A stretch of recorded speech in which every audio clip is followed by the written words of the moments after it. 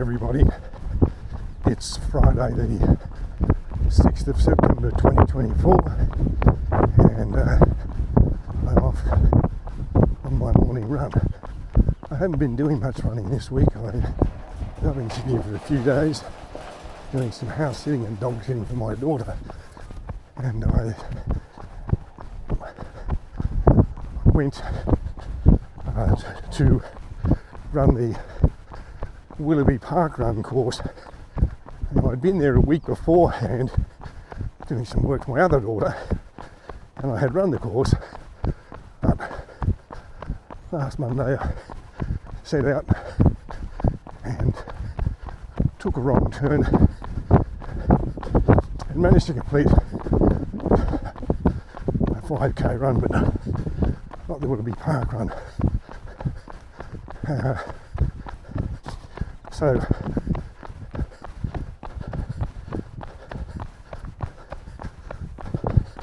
for various reasons I didn't do much running last week, or the week just gone.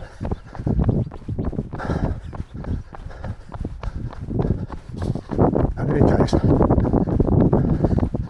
I'm out here today and I thought I'd talk about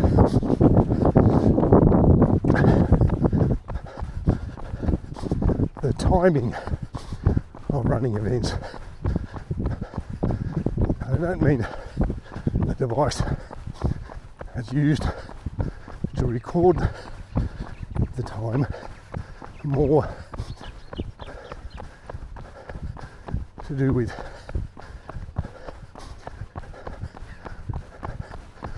when a particular running event is on.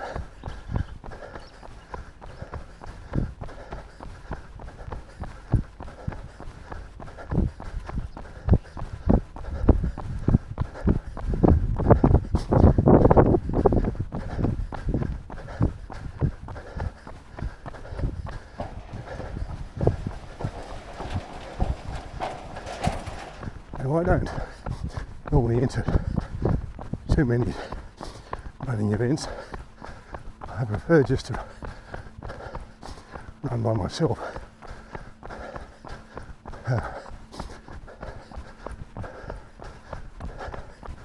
Last year I ran the Bridge to Brisbane with my son and his daughter-in-law.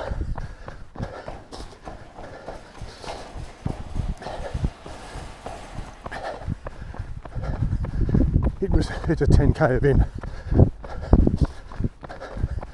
and previously they've been held,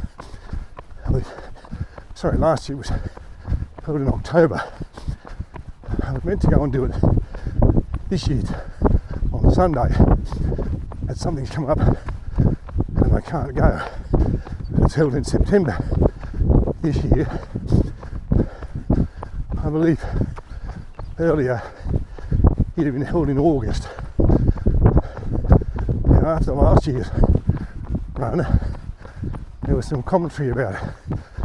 People saying they wouldn't do it again if it was on in October because it was too hot and too humid for them.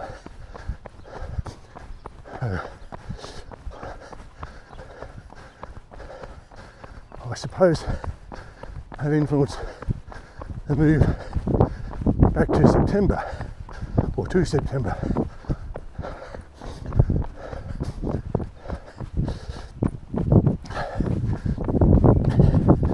We've just come through what all the weather experts and climate scientists have told us is the mildest winter on record. That's notwithstanding the -6 one day when I was running in Goulburn. The winter generally has been pretty mild. Not too many heavy frost days, and not too many of those biting winds you get in Goulburn in winter. And by comparison, the northern summer, that is the summer in the northern hemisphere, has been one of the hottest on record.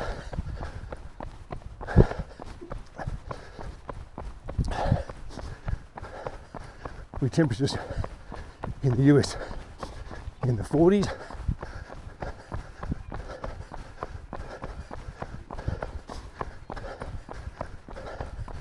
and even as high as 50 something in one part of California, I believe. Now it's true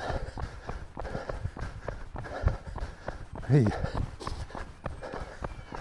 because it was hot in the northern summer doesn't mean it's going to be the same in our summer, which is coming. But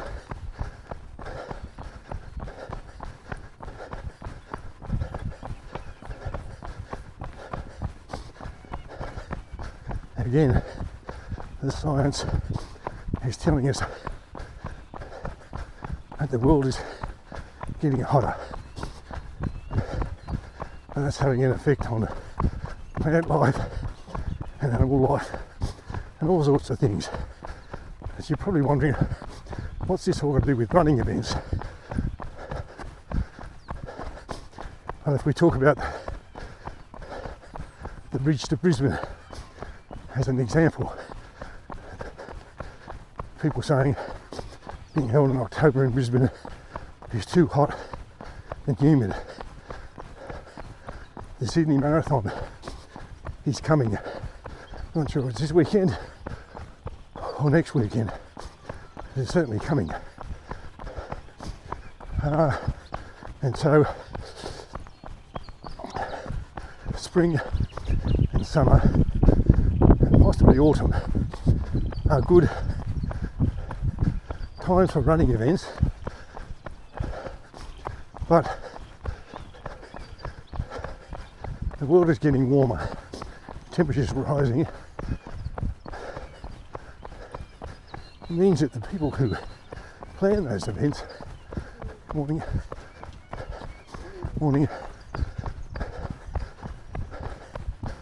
are going to have to think about the timing. In other words, which months of the year are going to be ideal for running. Now it's true that everybody that goes in any running event does so at their own risk, and everybody's responsible for their own health when it comes to those things. But the organisers will no doubt have some legal duty of care to make sure that the conditions are safe. That's why roads are closed and barriers are erected and so on. But also, I need to give some consideration to things like temperatures. And the other factor that's relevant there is the starting time.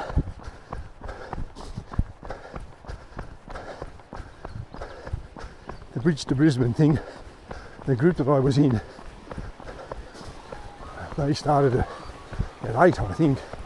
Well, we were required to be there by 7 so we could all be marshalled correctly and all that sort of stuff.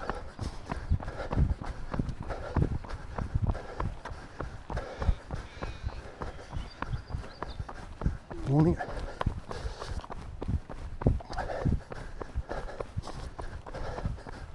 Now,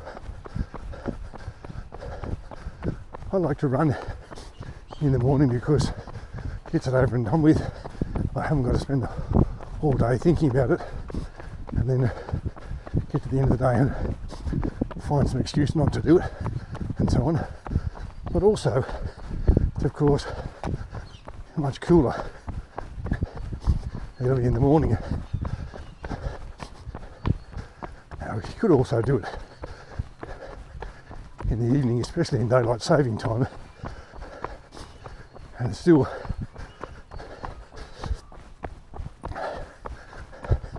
could be okay, because you hope even on those hottest days that by afternoon, evening, it'll cool down enough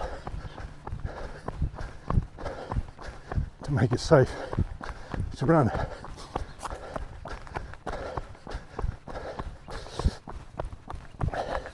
In Queensland, where they don't have daylight saving, the sun is up from about 5 o'clock in the morning. And so by 7 or 8, the day is already quite warm.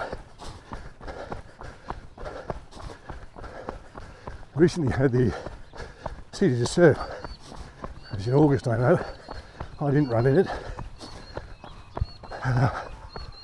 but I imagine that, I think it's 8 or 9 o'clock start or something. And again, you've got huge crowds of people all in the one spot, humans generating and giving off huge amounts of heat, and the day warming up. So the point is that people who organise running events have got to think about, well, what are the best months of the year for us to run this event now, so that it doesn't get into conditions that are too hot,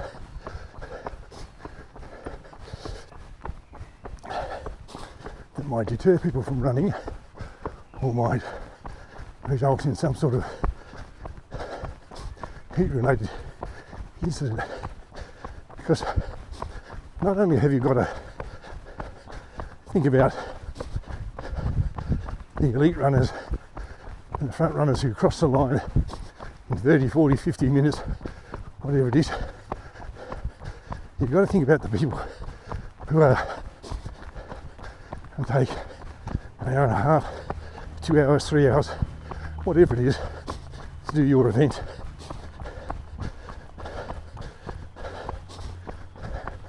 And by the time they're crossing the finish line, it's going to be really warm, and you could have heat-related incidents.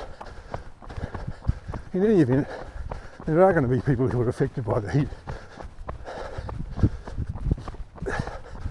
So placement of water stations and things like that are important.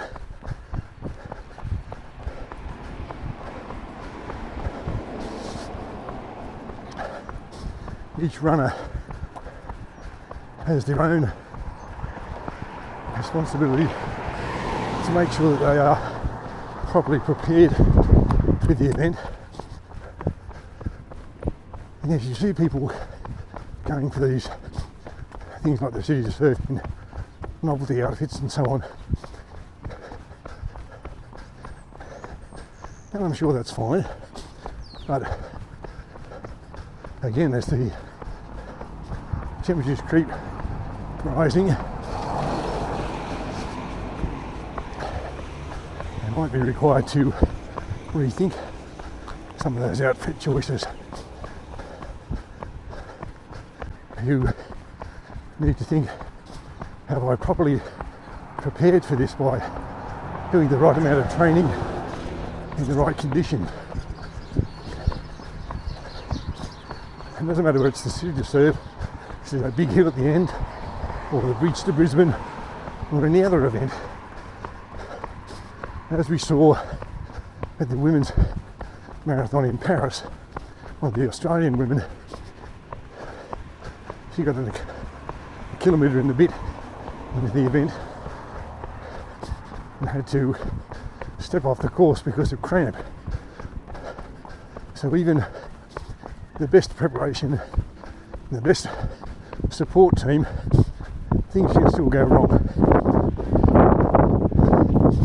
So what's the point I'm making here?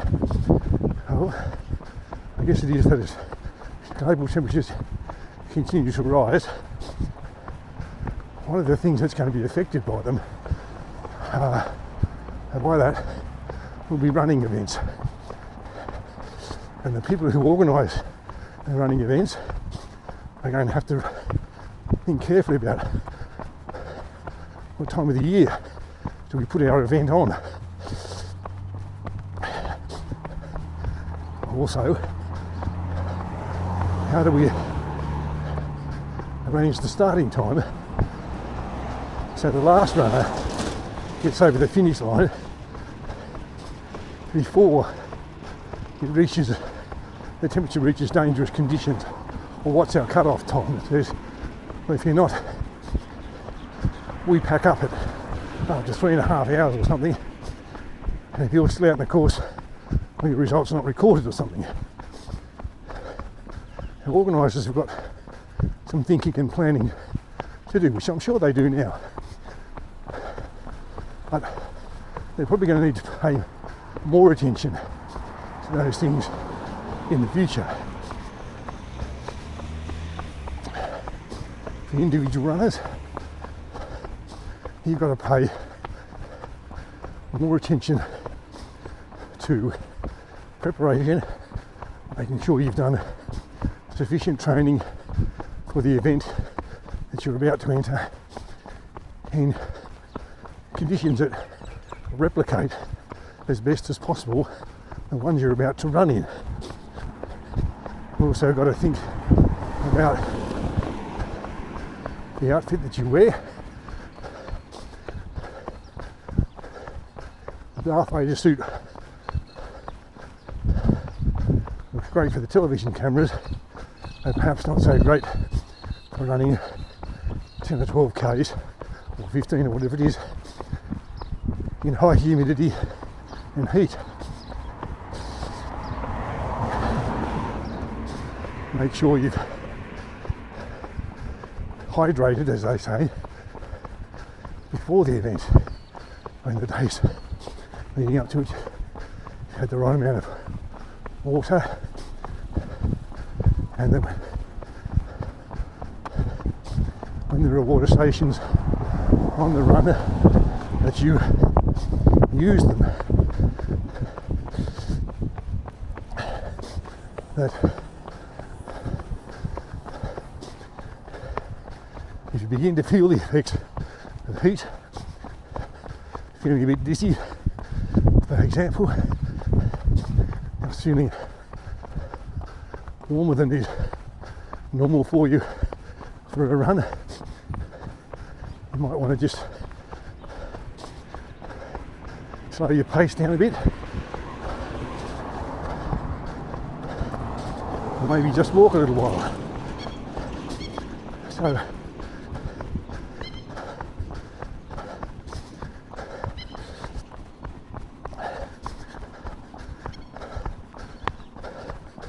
global warming is going to have an impact on an awful lot of things, and one that you may not have given much thought to till now, but perhaps you ought to, is your own personal running and the running events you enter. Well, thanks for listening, thanks for watching. We're a bit over 3K, 3.5 Ks almost into the run. Enjoy your day. If you have any comments, leave them in the comments section, and when I become aware of them, I will respond. And I'll see you in the next video.